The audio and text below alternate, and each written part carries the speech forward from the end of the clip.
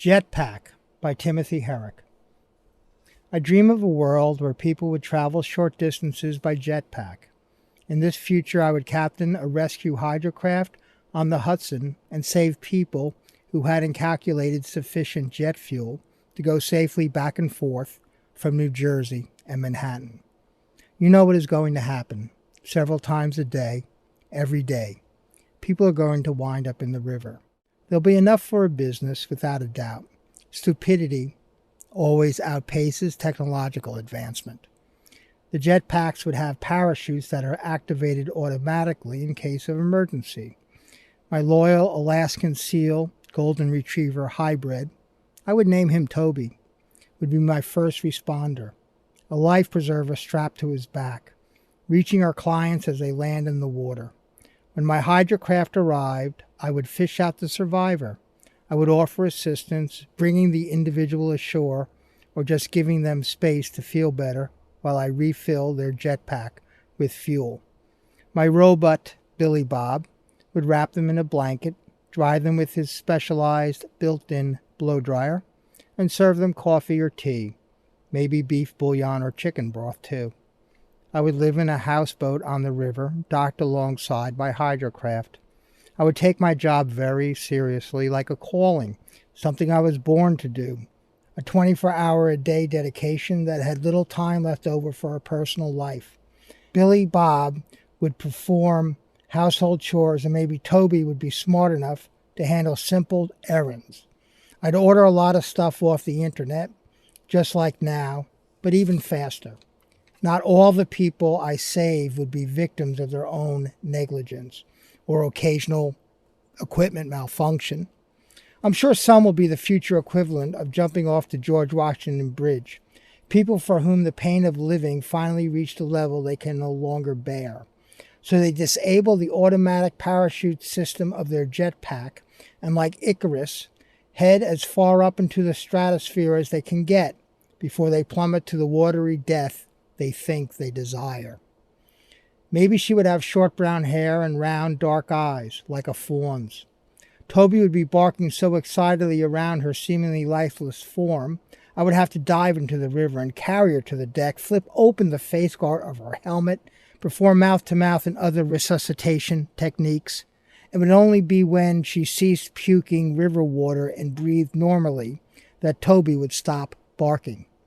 She would say she was okay, that she didn't need to go to the hospital, and then beg me not to follow river regulations and report her to the authorities. Suicide is still against the law, and the last thing she needed in her life was more legal trouble. Billy Bob would ask, his voice always calmly monotone, if she wanted coffee, tea, or a clear soup. She would mutter tea, then burst into tears. She would tell me how living was just too hard, that she lost what little she had, and that life was just too painful to endure. Toby would whimper and squint at me, and I would finally say, "You can stay here on my houseboat, and things will look better in the morning, and you can figure out what you want to do." And Toby would flap his flipper paws together, then nuzzle his snout against her until she patted his head. At first she would be quiet, sullen. I would buy extra groceries. She would watch me work, helping people out of the river, refilling their jetpacks. Soon she would be playing video games on Billy Bob when he wasn't busy with his chores, Toby resting by her feet. She would like life on the boat. Eventually she would help me secure rigging and other nautical tasks. I never asked her about what made her so sad, but once or twice I asked about her family, and she only answered, "No one cares about me." I would offer comfort. I would tell her about my belief in God and how we all have a purpose, that He cares about us and He forgives us. I would see her seeing the same sunlight glimmer off the surface of the water and feeling the same sense of beauty of His world that I did. The light of the sun is the same light as faith. "You're too pretty to want to die," I would tell her, and this would make her smile. She would be beautiful, of course, maybe not in the traditional sense, but sexy like all victims of tragedy always are. I would be a gentleman, give her the space she needs as I went on with the duty of living day to day. I would gain her trust through my unconditional compassion. Toby would like her company. She would relax a little more each day. I would teach her how to steer the boat, how to study the radar, sonar, and surveillance monitors, how to spot a sputtering jetpack. She would even begin to take a shift or two, giving me extra time to nap. Sometimes she would be sitting, just watching me work, Toby's chin in her lap. She would pet his neck, scratch behind his ear. Then it would happen. Some afternoon, maybe one of us just fresh from the shower, wearing only a towel, where we would kiss, then make love. The time between first kiss and sex would be measured in minutes. We would touch each other with the anticipation that Adam and Eve must have felt after they ate the apple, but before they sowed the fig leaves. We would have sex twice a day at least, every day. It would be like I was in my 20s again. This would last for weeks. We would play with Toby, feed seagulls, find new apps to put into Billy Bob so he could make stews, couscous, fried chicken. We would order takeout Chinese food and discover we both loved the sesame noodle. In the morning, Billy Bob would make us tea. That would be another thing. She preferred tea to coffee, just like me. The best times would be the quiet times, just me and her, watching the sunlight glisten along the teal exterior of the Statue of Liberty. One day, she and her jetpack would be gone. It would feel like she gave me no warning, and I would spend the rest of my life replaying our past together and wondering what clues I had missed, what I might have done wrong, why she could never stay happy.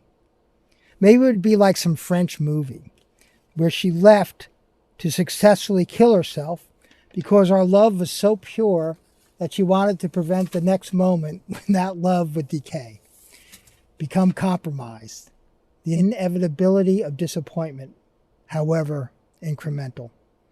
Or maybe her original death wish had to do with an incurable disease, more the American movie scenario, and she left to die because she knew she would never survive her next relapse and didn't want to make me suffer watching her slow death. Or maybe the off-screen ending was totally noir.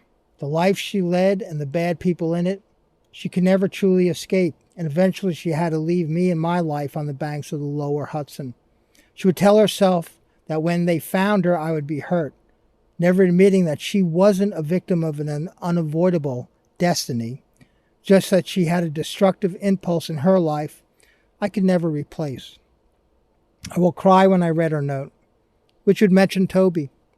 I would go on, of course, even though I would be sad, sadder even than I am now. I could never see the Statue of Liberty at sunset again without feeling lonely, without a tear or two, without thinking of the woman whose life I saved, but who still had to leave. For years, every time we rescued a woman from the river, me, and I know Toby, I could tell by his bark, would foolishly hope that we would see her face when the helmet was removed, that she had come back. After a while, we stopped this hoping, except for the rare ones, the once or twice a year saves, those women who fell from high in the sky from the restricted upper atmosphere. But even they were not self-annihilation attempts, just the regular dopes who forgot to refill before crossing the river. She would be the last suicide we had the chance to prevent. I would know that when Toby was too old to swim and had to be put down, his paw flipper in my hand as the veterinarian injects him with massive sedatives, that he was thinking of our brief time with her. Jetpacks would be improved, get better fuel mileage, so the incidents of falling into the river would be more and more rare, eroding my hydrocraft rescue service business. I'd find something else to do. Anti-gravity belts and flight rings would replace the jetpacks. The only people falling into the river were now intentional, but there are not enough of them to maintain a rescue business.